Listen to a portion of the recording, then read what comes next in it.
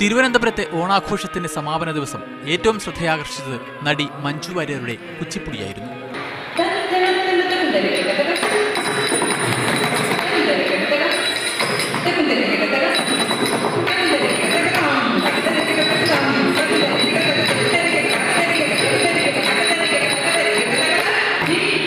ഗണപതി സ്തുതിയും സരസ്വതി സ്തുതിയും പ്രമേയമായ കീർത്തനങ്ങളാണ് മഞ്ജു വേദിയിൽ അവതരിപ്പിച്ചത്.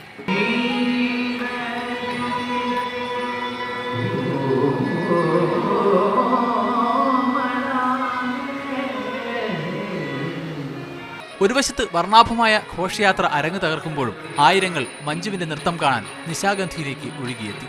അരമണിക്കൂർ വൈകിയാണ് നൃത്തം തുടങ്ങിയതെങ്കിലും ആരാധകർക്ക് അക്ഷമയുണ്ടായില്ല.